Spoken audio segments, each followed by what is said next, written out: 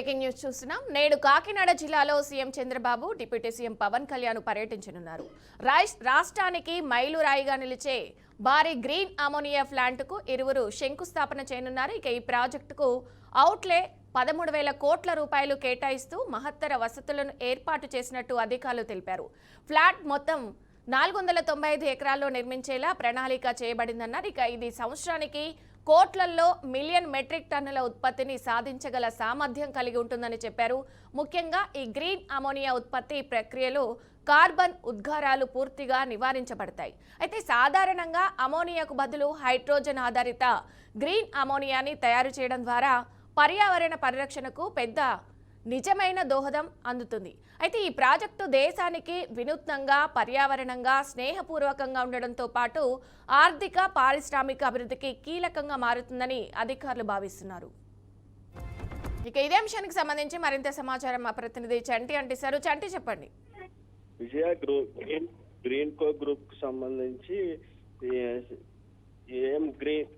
AM green ammonia plant ఏర్పాటుకు ప్రభుత్వం అనుమతులు ఇస్తూ గత ఏడాది జీవో విడుదల చేసిందని చెప్పవచ్చు. అయితే క్లీన్ ఎనర్జీ రంగంలో రాష్ట్రం సరికొత్త చరిత్ర సృష్టిస్తుందని చెప్పవచ్చు.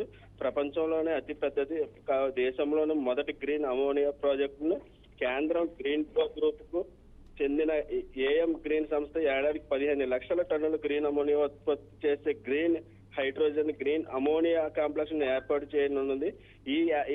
ఈ కార్యక్రమాన్ని ఈ రోజు శంకుస్థాపన చేయడానికి రాష్ట్ర సీఎం చంద్రబాబు నాయుడుతో పాటుగా రాష్ట్ర ముఖ్యమంత్రి వర్యులు జిల్లా మంత్రి పవన్ కళ్యాణ్ కాకినాడ రానున్నారు.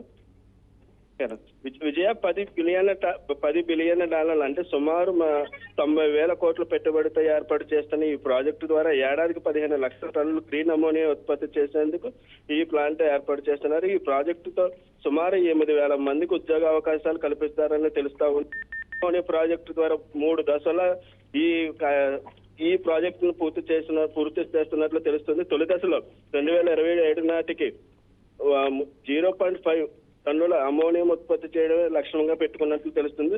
తొలి దశలో సుమారు 18 కోట్ల పెట్టుబడితో ఈ పరిశ్రమను తొలి దశకు తీసుకువెళ్తున్నారని తెలుస్తుంది. రెండో దశలో 2028 నాటికి 1 టన్ను, మూడో దశలో 1.5 టన్నుల అమోనియం ఉత్పత్తి లక్ష్యంగా పెట్టుకున్నారని తెలుస్తుంది. Right, thank you Chanti.